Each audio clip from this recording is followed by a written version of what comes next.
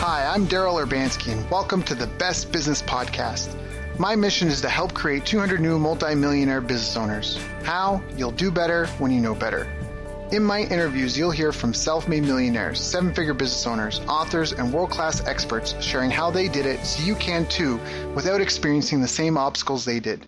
Now, if you like this interview, please share it with a friend you think will benefit. They'll appreciate it, and I will as well. You can also connect with me on social media. Look for Daryl Urbanski, D-A-R-Y-L, Urban Ski, U-R-B-A-N-S-K-I, and add me so we can be friends. Now sit back, relax, and enjoy what I've prepared for you right here, right now. Hello, everyone. Thank you for joining us. My name is Daryl Urbanski, your host as always, and today we are joined by a guy I wish I were better friends with, Jon Margalit. Jon's the CEO of Togally.com, Togally.com, and Towelmate, which are his recent endeavors. One thing you should know about Jon, though, is he is a serial entrepreneur and has launched numerous startups ranging from a financial services business, which went from $0 to $1 million a month, all the way across the board to consumer packaged goods. He has over 12 years' experience in startup business development, everything needed from marketing to fundraising, and has an awesome track record. And one of the things that's impressed me the most is hearing about how he puts teams together, how he gets financing, and his philosophy on building businesses in general. We've chatted a few times, and I always find talking with him insightful and interesting, and so I asked him on the show for you, our listeners, because I know I've learned a lot from him, and I've enjoyed our conversations, and I know you will as well. So, Jon, thank you so much for joining us today. How are you doing, my friend? Thanks for having me, Daryl. I was really excited to do the interview with you. I'm doing great, and I'm excited to provide a lot of valuable insight for the listeners.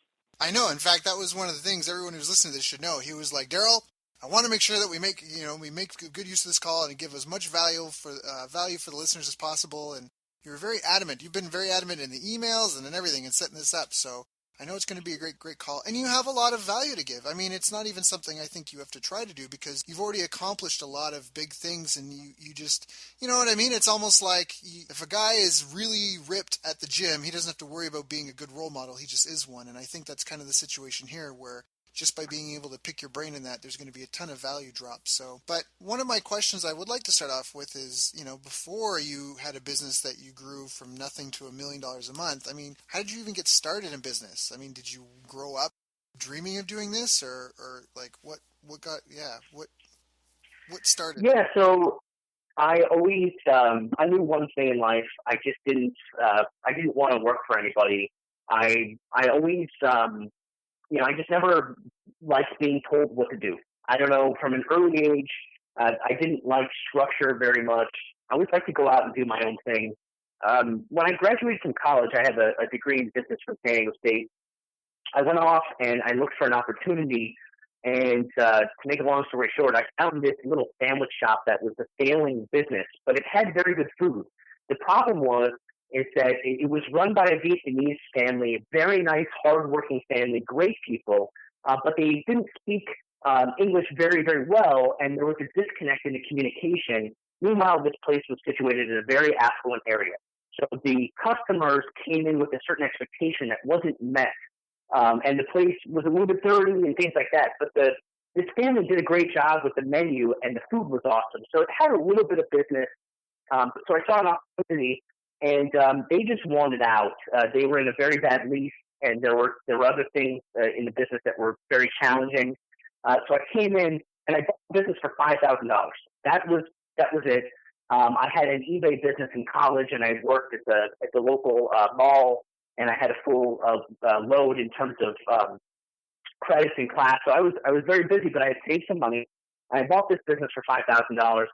And I had a vision of standing at the cash register and ringing people up all day while, my employees were making the food and things like that. And then I would have a very successful business. In 2 short weeks, Daryl, I found out that it was the exact opposite. I was cleaning the bathrooms. I was making all the sandwiches. I was mopping the floor. I had to paint the place and clean the windows. So I ended up being a janitor in a sandwich maker, basically, is what I'm telling you. Right. And, the business. yeah, exactly. And if I wanted to hire people, I figured out that I'd be losing money. So, I was miserable for about 2 years. There were punk kids telling me that I didn't put enough mayo on their sandwiches, and or the bacon wasn't crispy enough, and things like that. It wasn't what I thought, but I was able to actually turn the business around within a couple of years and sell it. And I didn't make any money on that business, but I broke even, and to me, that was a victory. Right. Right, yeah, at least you didn't lose anything. And you gained all that knowledge. That's so true. I mean, I get so many people who have MBAs that come to me and ask me questions that, for me, because of the experience, I think are elementary. But there's something to be said for, like, real live street, like, in the trenches knowledge. You almost can't buy that education. You just have to pay for it as you go.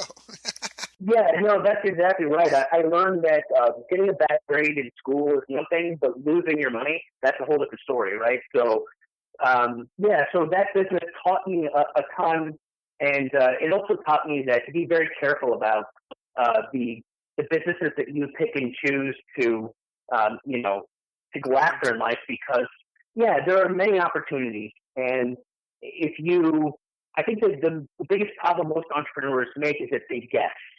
And instead of testing things, and something that my grandfather had taught me a long time ago, and that he had reinforced after this business failed, was that when you buy a brick and mortar business, there are certain things you should look for.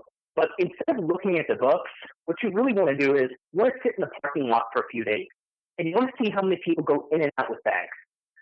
That's really how you judge a business like that. Because anybody can make books look good, and I'm not saying that anything was doctored, but if you sit in the parking lot for a couple of days and you don't see a lot of traffic, you don't see a lot of people coming in and out holding something that they purchased, then that's your first indicator that it's probably not a good business.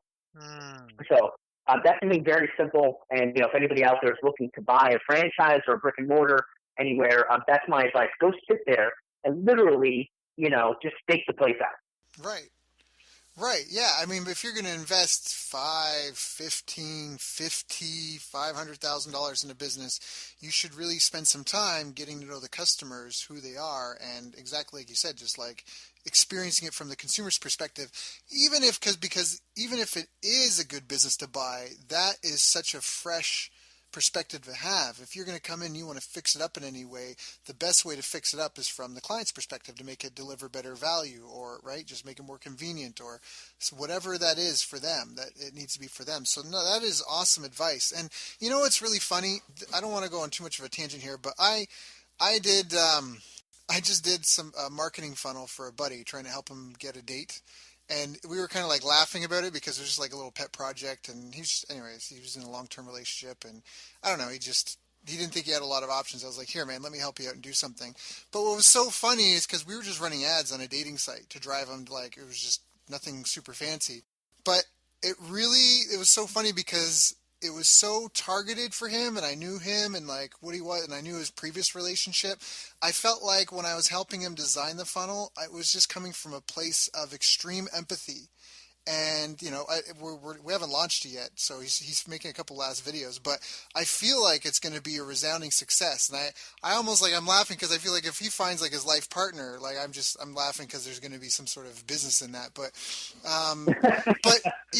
what you said just really struck a chord with me, because for me, the one thing I got out of helping him with that project was I was like, I am so empathetic. Like, I know him. And I know the client, like, you know what I mean? I know what he's at, like, and it's just so intimate that way. And even what you said, just sit in the parking lot and watch it. And that's just such a more intimate way of really being able to experience the business. And then even what I was saying to that, like, if you want to improve it, you want to improve it for the end user, because ultimately they're paying everyone. They're paying your salary. They're paying your staff's salary. They're paying the rent. It's kind of like tax money being contributed to something, but it's what they're spending for what they're getting. So that's a great, great tip. Now, I want to ask you about something, because I know you're great at building teams, and you started to touch on it. Thought maybe going in a little bit deeper, but you noticed that you were doing everything at the company. You were the janitor, you were making sandwiches, and I don't think it's been like that for you in your other businesses now. So what's the difference?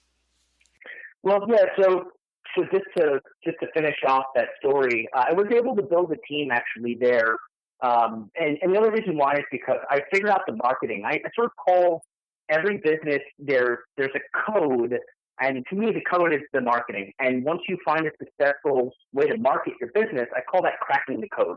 So I was able to crack the code. And the way I did that is this was a neighborhood place on top of a mountain where there were no other commercial centers there to go to purchase things. You had to go all the way down the hill to buy anything.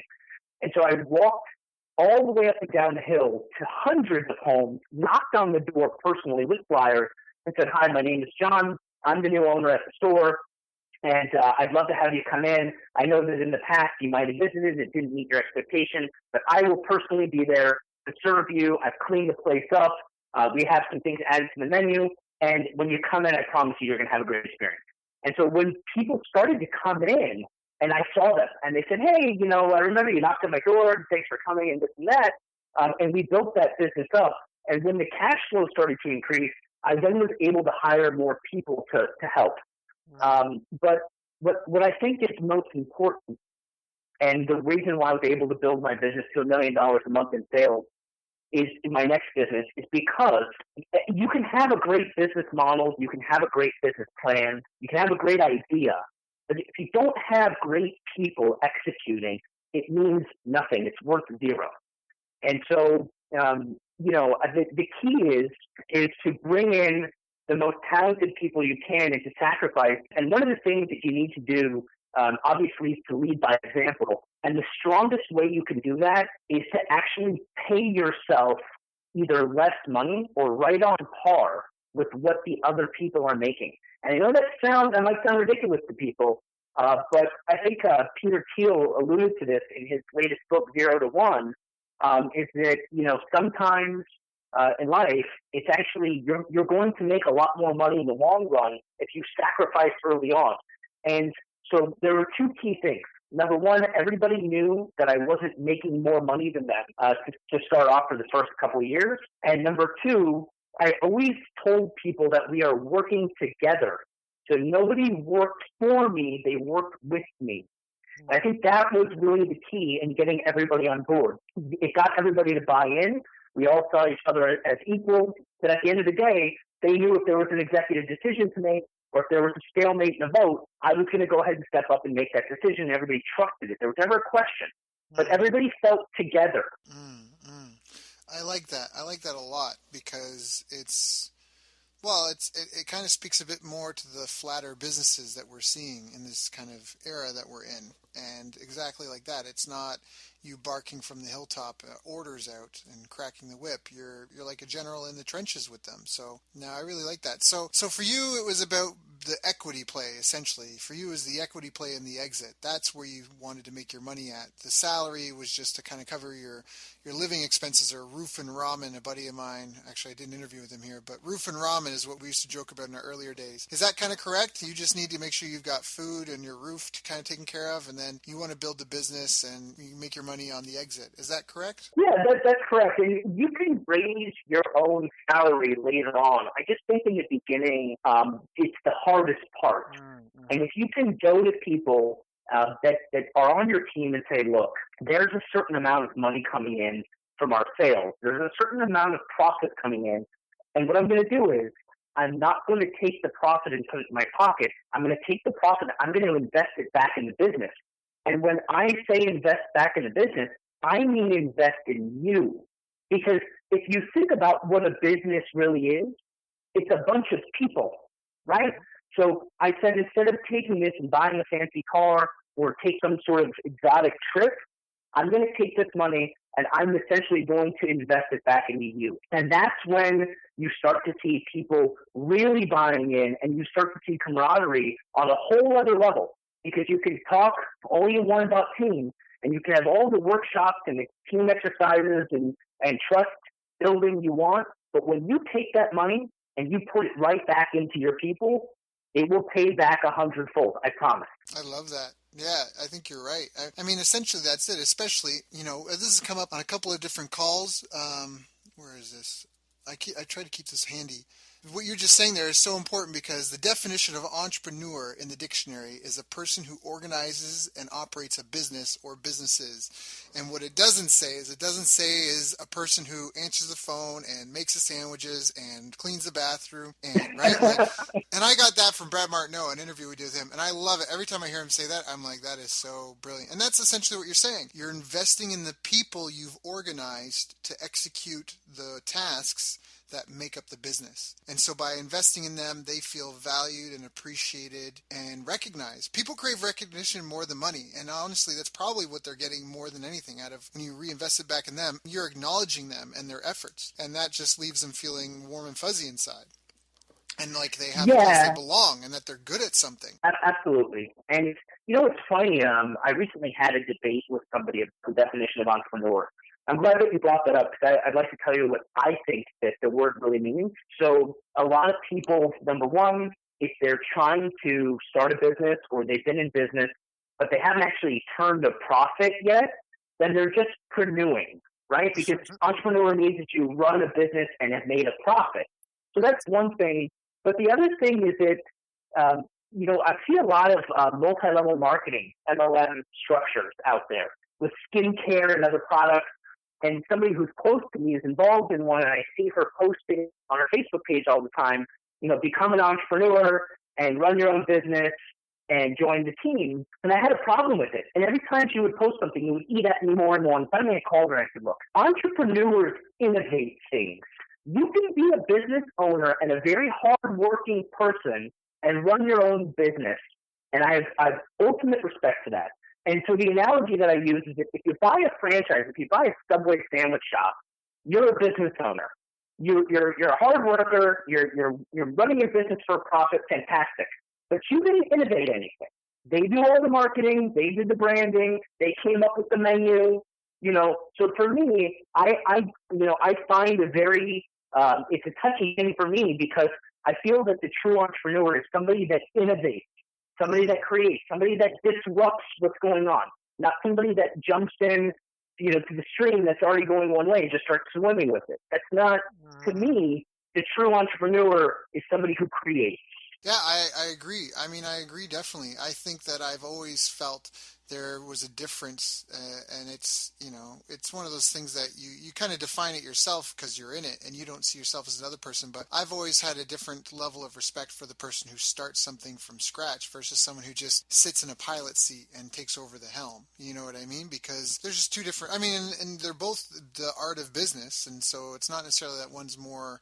Well, I guess you could argue the startup is more important because without the startup, you wouldn't have the mature business. But you know what I mean? Like they're both important roles, but I definitely get what you're saying. I mean, the entrepreneur is the visionary who sees an improved solution to a problem and that, that solves a problem for a group of people. And that's why they go into business. I mean, ultimately, right? That's exactly it. That's exactly it.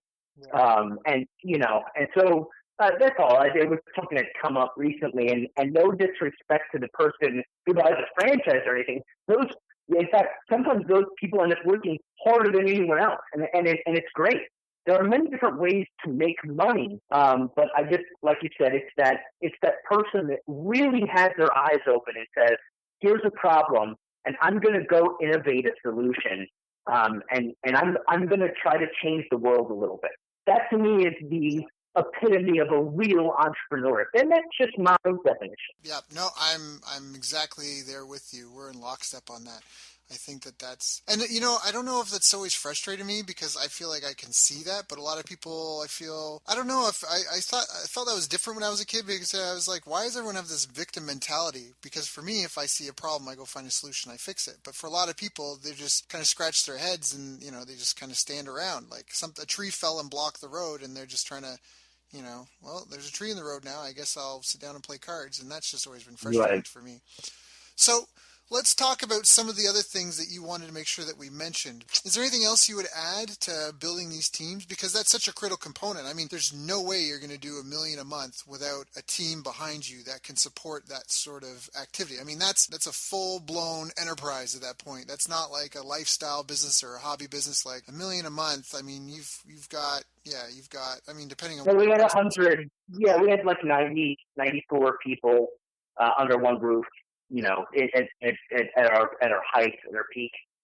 So no, it was a serious business. It started to turn almost into a mid-sized business, not a small business. I think with the team building as well, I never check references. I barely look at a resume. I just think that those things are irrelevant because anybody can point you to somebody who's going to give them a nice reference. And I think that anybody can put anything on paper. You can Google, great resume and just copy it. And I don't have time or the bandwidth to check on these things. But what I do is I'll hold a really extensive interview. And there are certain key things that I will ask people. And I'm going to share one of them with you because to me, it never failed. So what I did is I had certain questions. When I would hire salespeople, one of the questions was, what's your favorite color? And what I'm really looking for, the answer is green, right? Because I want people that are motivated by money. What I found, which was really interesting, Daryl, is that I would ask people who their role model was growing up and who they looked up to the most in life. And you get answers all the way from, the president to, whoever it may be. But there was one thing in common that I found. People that answered one of their parents, my mom or my dad, they always were successful and stayed with me for a long time. And so in the interview process, if you didn't answer mom or dad, I typically just discarded that person right after the interview. And I think it's because when their role models were their parents, it means that they were raised right. And the people that were raised right seem to have better values. I built a finance business and we were selling people home loans and insurance. And that's someone's most important financial decision in their whole life. That's their greatest asset is their home. And so when I built my team, I wanted people with very strong values and that, were good listeners and that could understand people's needs. And it never failed. If you answered mom or dad, you were a shoo-in to be successful. That is awesome. I love that. I was writing. I hope you don't mind if I was slightly distracted. I was writing this down. No, Can you repeat those two questions again? Who is your role model growing up, and who do you look up to in life? Were that the two questions? No, that was like one question, but the other one is, what's your favorite color? Right. And believe it or not, most of the strong salespeople, the majority, would say green. And that's the answer I was looking for. Now, that's just for a sales position, But the role model question was the main one. I would always say it to the end, and if the answer didn't come out the way I wanted, that resume just pretty much went in the trash. That's awesome. So salespeople have to like the color green, and anyone else, or even including the salespeople, they need to say their role model growing up or who they look up to in life is their parents. That's awesome. I think that you're hitting on a psychological thing that runs really deep. That is very, very interesting. I am going to be pondering, chewing on that for a while. I like that a lot. I do. I like that a lot because it's a simple thing to execute, but the implications are profound. So, yeah, I like that. I like that a lot. So what about hiring people? Like, how do you justify hiring someone when you know it's going to cost the business money? Like you mentioned in the sandwich shop, how did you justify that? I mean, even when you have more marketing going and you had more customers coming in, you're still only making, blank dollars a month, but now you're going to hire people and they're going to share in the profit. So how do you justify that, or how do you calculate that? Sure. So a couple ways. And, I want to make something clear for everybody. There's only one thing that matters in every business, and that's sales. That's the only thing that matters. If you have money coming in, you can tweak everything else. You can tweak customer service. You can tweak your products. You can tweak your services. But if you have sales, then you have a business. So what I did was specifically in this sandwich shop, it was like a small market. There was a large space in the shop that was underutilized and was taking up space, but really wasn't generating any profit. And I had a neighbor, in fact, he still lives next door to me, that was running a dry cleaning business. And he came and visited me, and I told him about the struggles. And he was a pretty successful entrepreneur for years, had this dry cleaning shop in his family for many years.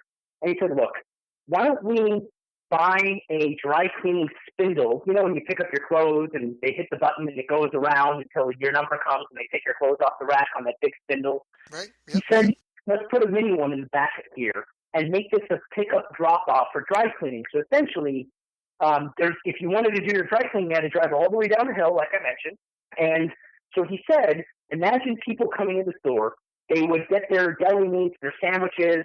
We had fresh produce. We had a huge wine selection there.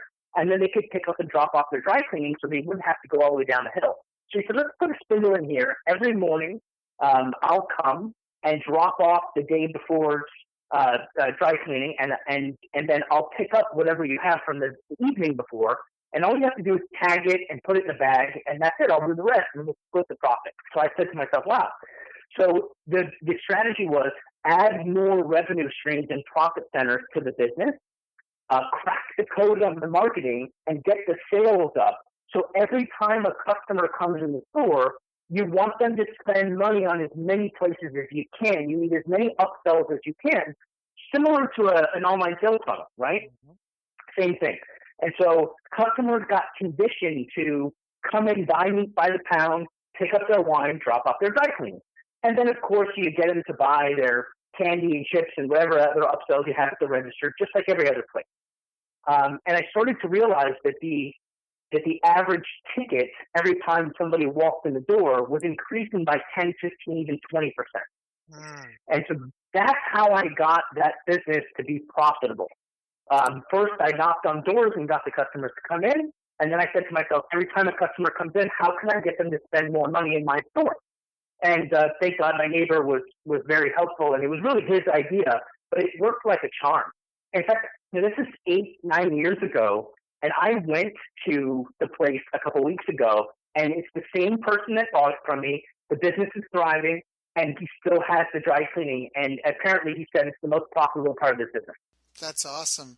You're right, and I want to take a second here for the listeners, and I hope they're taking notes. God, I hope they're taking notes. But you hit on something that's really, really important. I mean, first of all, when we talk about fundamentals in business, there are only 3 fundamental ways to grow a business, and that is to get customers, or more of those customers, to get them to buy from you more often, and to get them to buy more from you when they buy. That is it.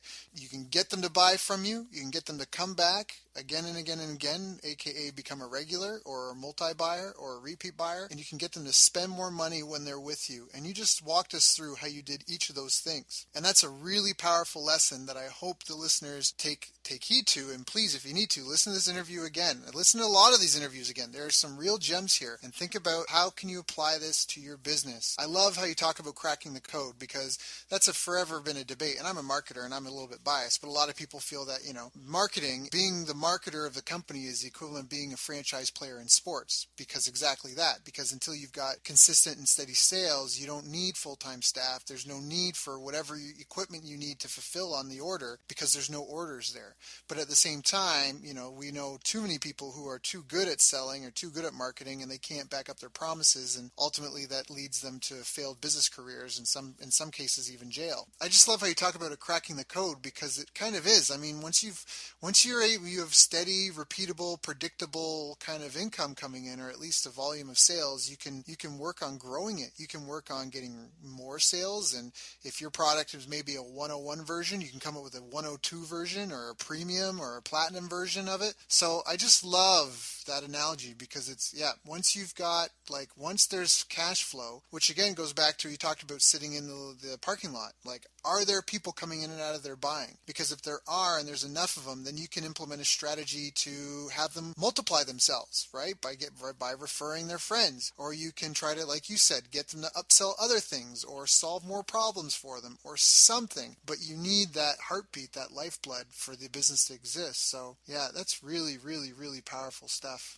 Awesome. So let's talk about one of the other things then that you wanted to make sure that we mentioned, and that was about getting funding, because for a lot of people, and it depends, I want to put a caveat into here, because I personally am more of we used to call it bootstrapping, then there was a book called The Lean Startup, but for me it's forever bootstrapping, and I think I really believe in that, and it kind of comes back to your cracking the code, that until you've got the business can afford itself, you don't really have a business. And so we're about to talk about how to get funding, but just a while ago I had a conversation with a friend that mentioned that, they had plans to start a business and it all revolved around getting a loan for $10,000 to buy some equipment.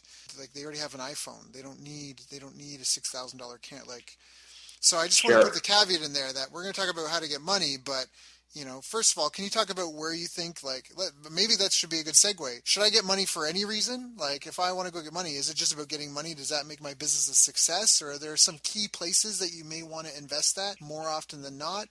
Can you maybe speak to that a little So bit? sure. So I actually agree with you. The bootstrap lean startup is absolutely the way to go. And in fact, when you get money, if you get funding from an investor, you actually probably want to tighten up the straps even more.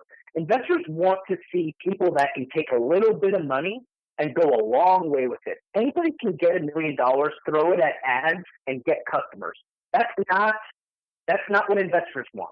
They want you to take their money, penny pinch, and stretch it as far as you can and get traction. There's no thing. Traction speaks louder than words. Mm.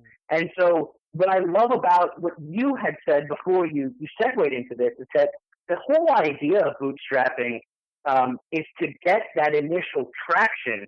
If you're going to raise money and you've got some sales or you've proven your business model and you can say, here's the machine. I've already proven that the machine works. And when I say the machine works, I mean the cost to acquire a customer is less than whatever the gross sale is. So it yields a profit, and I can go scale this now because I've proven the machine works. That's all you really need. That's what investors want. When you look at, I'm going to put my investor hat on for a second because I too am an investor. And when I look at a deal, I want to see something that the entrepreneur has de-risked, right? De-risked. That's the main point here because if I'm going to put my money in, I want to know what all the risk factors are, and I want to know that the entrepreneur has figured them out or has very good answers, and that my risk is going to be limited. And if I already know they have a well-oiled machine that has proven to yield some sort of profit margin at the very smallest level or scale, then I'm more confident that they can grow it. Right. So eloquently said. I love that. Again, it talks to, that was the question I asked my friend. I go, all right, say you get the $10,000. Now what's your plan to make that $10,000 back?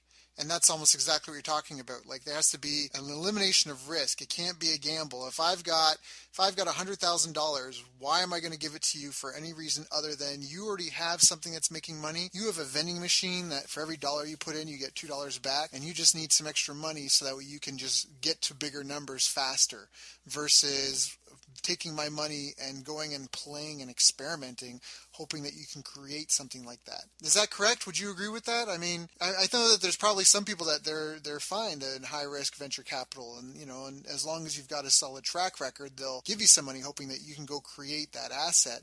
But for other people, they just want a safe place to put their money and where they know that they're going to get it back. No, I think that you're right.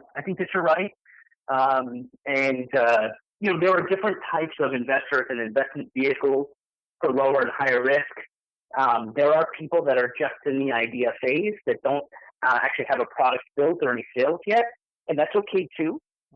But I think that the point here is that you want to spend the least amount of money possible and get the most traction. And just because you get funding, that's not a green light to go spend money. It is in a way, as long as you're methodical about it and you do your testing in small chunks that are controlled. And an easy way to do that is, for example, if you're running some Facebook ads for your product or service, if you spend $50 or $100 max, get some data, analyze it, see how it's going, and then go back and do some more. Don't spend $1,000 right away just because you got $100,000. Yeah. The money can go a lot faster than people think. Yeah. There's pain in our voices talking about that. Yeah, I've raised millions of dollars for my own businesses and other people's that I've consulted for, and I got to tell you, the money evaporates. So And when you take other people's money, you have a fiduciary responsibility to report back to them on a quarterly basis, usually at minimum, and show them where every penny is going. And if if you can't responsibly do that, then you probably shouldn't be getting the money in the first place. That's right. Nope, I agree. So well said. Again, guys, please take notes and turn this into some sort of action. Don't just know it, live it, breathe it, and implement it in whatever it is that you're doing. So, John, let's talk about this. So I've got a business. I've got some sales. I've got steady recurring sales. I know if I could just hire and train up sales reps, or maybe I just need to train up more staff to help so I can take on more volume because I've got so many sales, I'm turning people away. Whatever it is, I feel like I've got something, and if I just had an injection of cash, I could eliminate a roadblock to growing a bigger business. Like, how do I fundraise? Where do I find people with money? How do you ask someone for money? Like, how does that conversation go about? And, what would be your suggestions on this? Sure. And that's actually, what's funny is that I ran a workshop on how to pitch investors, but I figured out very quickly that most people wanted to know, how do I find investors? So they were thinking, we can get the pitch down, but then if we don't have anybody to pitch, then what's the use? So that's a very good question. So first I'm going to answer, how do you find the investors? And then I'm going to answer, the second part is, how do you pitch them, and what do you say to them? How do you ask for money? So the first part of the question, believe it or not, I just closed over $100,000. I'm raising money right now for my business, Toggly, as you mentioned before. It's an online marketplace for people to locate and hire photographers. And we're in a Series A round of over $1 million.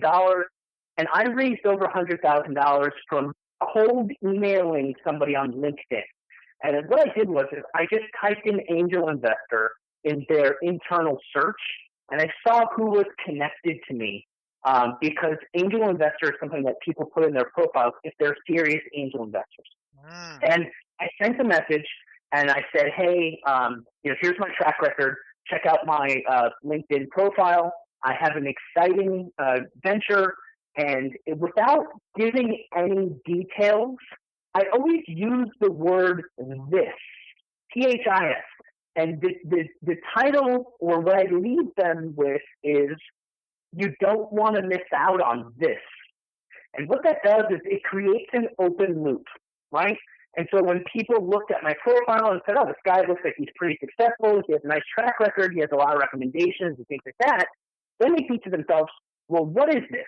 I want to find out. And next thing I knew, the guy invited me to his home. We had a very nice meeting. And, like I said, there's over $100,000 in the bank already from this person because they were excited about the opportunity. So LinkedIn is a great, great place to start. And the next thing I do is I go to as many networking events as I can. You never know who you're going to meet. I bring a bunch of cards, and I really work the room.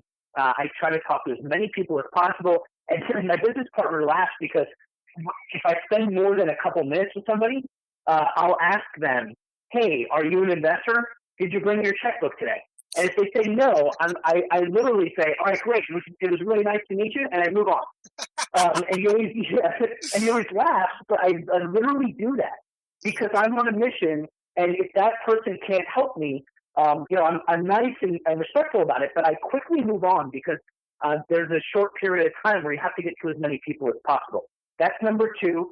And number three, there are angel networks out there. They're in every community. There are angel networks out there. There are incubators and accelerators that if you do a Google search, you can find them. And I do quite a bit of pitch competitions, and I've won quite a few of them and won over tens of thousands of dollars. So I apply to these pitch competitions, and I go and I present, and there's a panel of angel investors that you can present to. Locally here, there's Pasadena Angels, there's Tech Coast Angels, Orange County Angels, there's Arch Angels. There's a bunch of them. If you go to crunchbase.com or angel.co.co, there's a list of these angel networks, and all you have to do is apply, and they're very, very receptive. The application process is tedious, and they make you work for it, but just get in front of these people, and they have quite a few events as well. So LinkedIn, any networking, business networking event you can get to, and then literally apply to the angel groups, and you'll get in front of the right people. That is awesome. That's some great resources. And there's a couple of things that I loved about what you said. First of all, you said that you join pitch competitions. And what I love about that is, one, it sounds like you're going out and just pitching stuff, and I don't know, you're just doing it for the sake of doing it. And sometimes these things are so serendipitous just out of having a habit of doing something. So it sounds like, there a lot of times you're doing these pitch competitions, but you don't necessarily desperately need the money or anything. It's just, it would help. And so, and correct me if I'm wrong, I could be totally out on left field, but when you said that, to me, that's what I envisioned. I saw you as doing this as part of a habit for success, knowing that you want more money to help grow and scale your business. So you enter whatever of these things that you can. And I just love the competition aspect, because that really that part, you will have a better pitch no matter whether you win or didn't. You would have a better pitch after the experience versus if you just approach these angel investors in an isolated manner. When you get up and you have some sort of pitch competition, I'm guessing you get to see other people's pitches, or you at least find out how you ranked up, and you would be able to connect with these people. And one, that on its own might be a good way to network and find other investors if you're getting to meet other people that are looking for funding as well. Am I on to anything with anything that I've said there, or was you're 100%. You're right on the money. And when you apply and get accepted to these pitch competitions, you will see anywhere from 3 minutes to 15 minutes. 15 minutes is a long time. And so if most of them are 3 to 5 minutes, and you will see about 10 others pitching as well. And if you, I love what you just said, Daryl, because if you can nail your pitch in 3 minutes or less, then you really know your business. What we say, and when I mentor people and coach people on their pitches, if you can't tell someone what you do in 3 minutes, then you don't even know, right? You don't even know what it is. So when I see 7 to 8 minutes, I feel like it's like taking candy from a baby. I go in knowing I'm going to win because I finish in 3 minutes, and other people, at 7 or 8 minutes, they're struggling to cram everything in. And even in the ones that are 3 minutes, I try to finish in 1.5 minutes to 2. And that's always a great way to win these competitions. And sometimes afterward, people will say, you were real fluid and you nailed it. Great job. And I'm thinking to myself, yeah, because I practiced for hours to get that to 1.5, 2 minutes. I didn't just get up there and do it. It's all about the practice. And, and I look, it's like, I look at these gymnasts in the Olympics, and they do their floor routine, and they just nail it, right? But when you see that 2-minute floor routine, you're like, wow, this person is super talented. But what you don't see is the 4 years they took to practice to get it to that point. And so, if you're going to get into these pitch competitions, we're extremely valuable in finding the right investors and getting in front of the right people. Make sure you're ready. Make sure your slides are ready. And because that's what it's all about. You can find the right people, but if you're not ready to communicate what you do very concisely, then you're going to fail. I love that. In fact, to add to that, I've been blessed, and that's part of why I've created this podcast. I've been blessed to know people who have built businesses that have done over $1 million, who are millionaires themselves, or people who are world-class at something. I've been able to meet a phenomenal number of world-class champions and Olympic athletes. And one of the things that I learned, and I wish I could credit one person with telling me this, but at some point it dawned on me that these people aren't training to go and show up at the World Championships and hoping someone will ordain them world champion. They're training and preparing to show up and already be the world champion. That's just the day the world finds out about it. What that means is that before they show up there, they already have the most optimal daily routine that you can have to perform that sport. They have the best training. They have the best coaches. They have the best network of peers. All these things that they had to align in their life so that way when they go to that competition, they already are the best. And that's just the day everyone gets to see it proven. And then you can't dispute it. And that's one of the things that I loved and that I feel like I've really learned. And that goes back to other calls where we've talked about it's about your day-to-day habits and even about the book Think and Grow Rich, because in Think and Grow Rich, there are 13 principles that it would behoove me. I don't know if I know the proper definition of the word behoove. I should just choose it, but I strongly It sounds encourage you. right. I think I, you're on the right track now.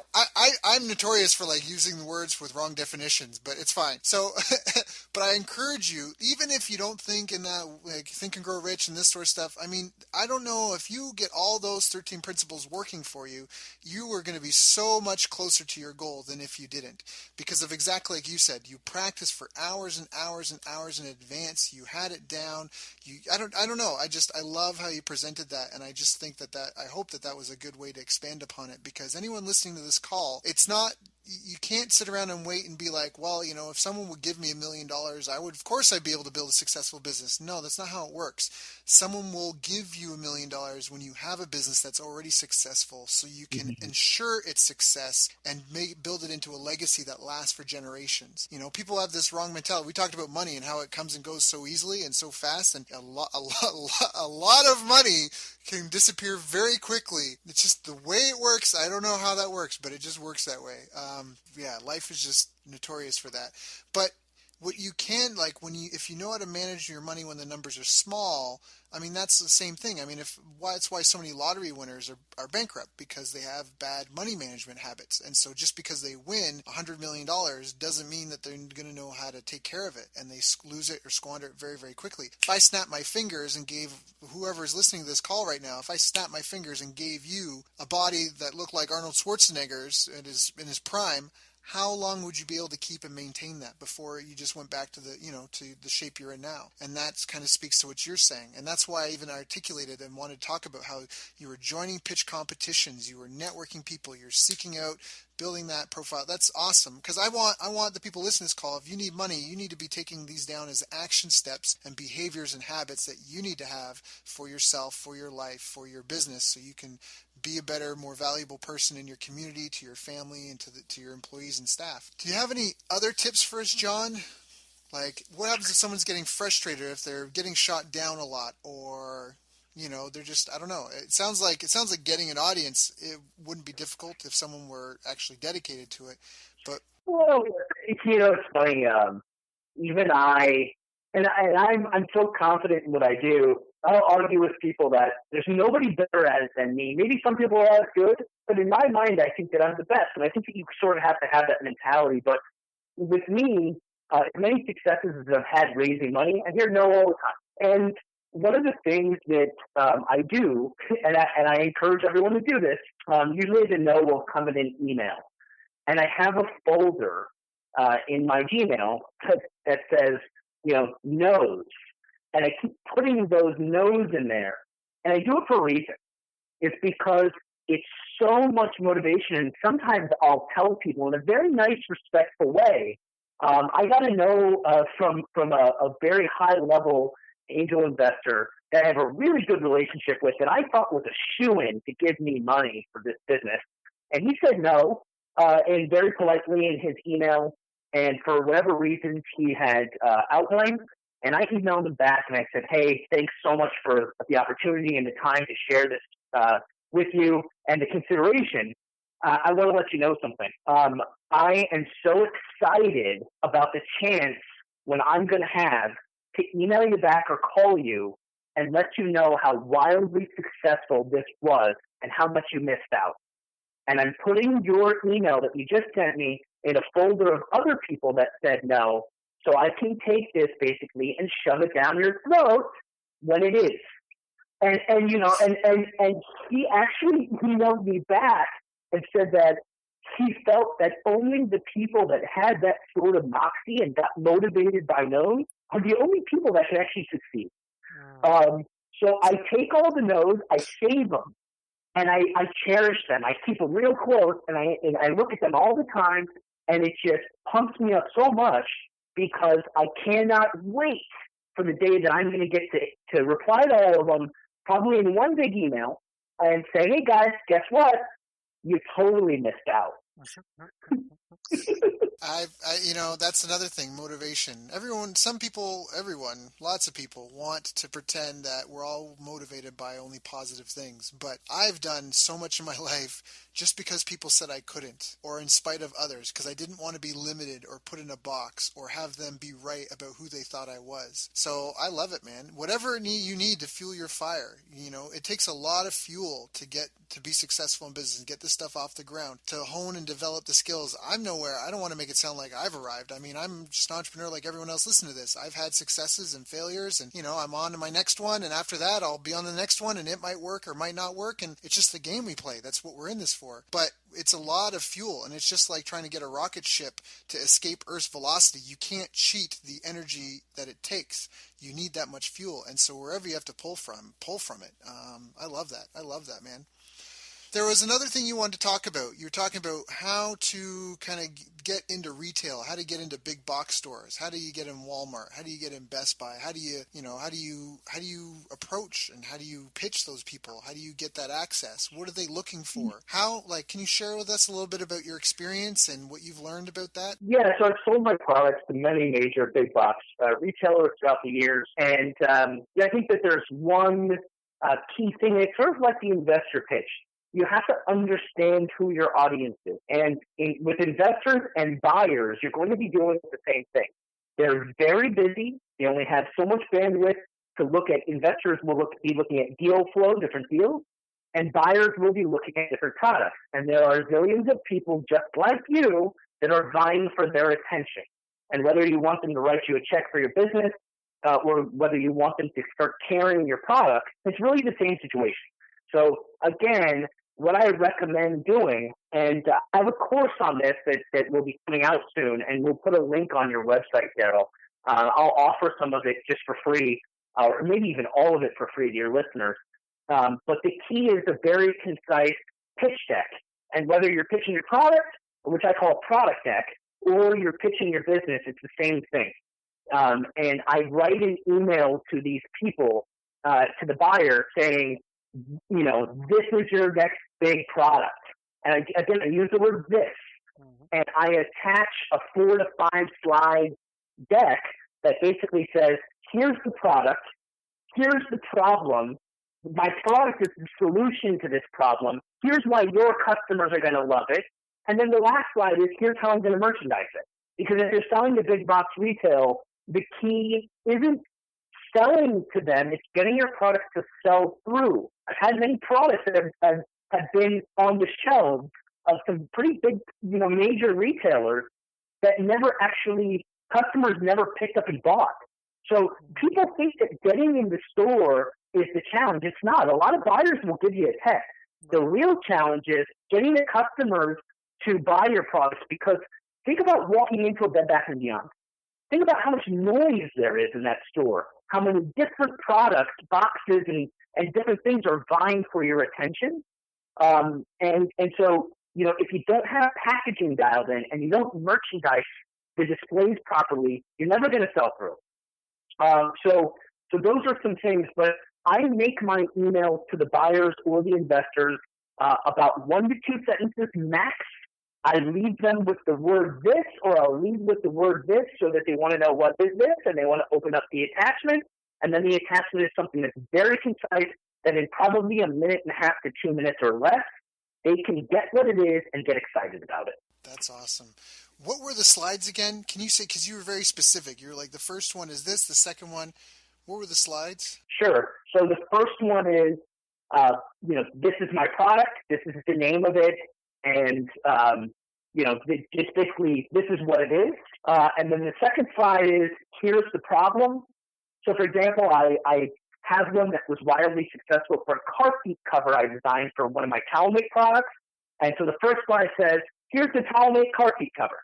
The second slide says, here's the problem. You walk out of the gym, you're all sweaty, you want to sit on your seats in your car so you can drive away, but you don't want to get the sweat all over your seat. That's the problem. The next slide is, here's the solution. It's the TowelMate car seat cover. It hides behind your headrest, you unzip it, and then a towel unfolds over your seat. You can sit down and not worry about anything. And then when you get out of your car, you can roll it back up, put it in the hidden pouch, and you can throw it in the washing machine after a few times. That's the solution. And then the next slide is, here's how I'm going to merchandise it in your store. Here's what the box looks like. Here's a diagram I made so that customers understand what it is and how it works. There's always an education element to a new product. I've already thought this through. And then typically what I'll do is I'll go to the store and I'll take a picture, and then I'll go supplant or Photoshop a 3D rendering of my display inside their store. And I'll say, hey, look, I already know how it's going to look in the store. Here's a picture of your store, and here's what the display looks like. And bring it to life for them. Yeah, I literally bring it to life. That is awesome. So, all right, so we've got a product slide, a problem slide, a solution slide, and a monetization plan, essentially. Yeah, or more importantly, you can call it, I like that monetization plan. I think packaging, merchandising is, for buyers specifically, that's what they're looking for. How can I make sure that this product is going to sell through, and have you thought about it? Because the buyers will help you, but they don't want to figure it out. They want you to figure it out, and then they'll help you optimize it. Man, this call has so much value and so much content in it. I like that. I had a question, but I just had like a brain fart. It just escaped me. It's okay. It'll come back hopefully before the end. Is there a question I should have asked you that I haven't asked you, Jon? No, I feel like you're really in tune to this. Your recaps of everything that I presented are so on point, and I feel like, we should probably look to close up soon, only because I think that we've given a lot of information. I don't want to do the information overload. But before we do, I want to mention something. I have a podcast that's going to be launching very soon called Millionaire Mentors.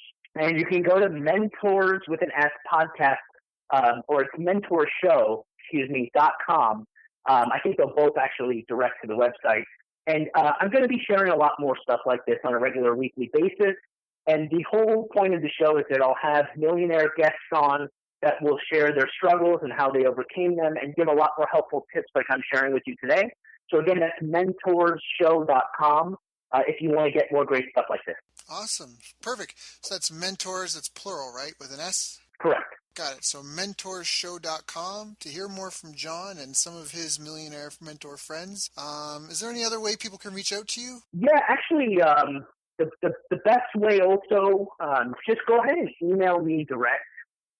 You can email me at Jon, Jon, at Togally.com. It's TOGALLY.com.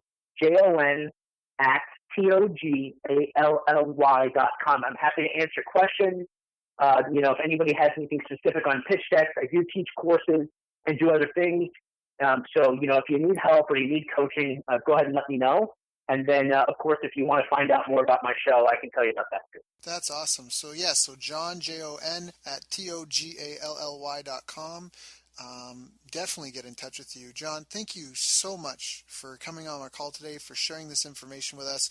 I think you covered some huge things, and especially just even the importance of really being able to present what you do succinctly in 3 minutes or less, because sales and persuasion and just being able to communicate clearly what the problem is that your business solves is something a lot of people are missing. And so thank you for helping our listeners get a little bit wiser and a little bit closer to accomplishing their own goals and building their own seven-figure business. So thank you. Thank you, man. Absolutely. Thanks for having me on. I really enjoyed it, Daryl, and I look forward to coming on again soon. You've reached the end of our interview. Now, first, let me thank you for listening. I appreciate and respect you more than you'll ever know. And now I'd like to ask you a couple of questions. First, what 3 lessons did you just learn? What 3 aha moments just jumped out at you?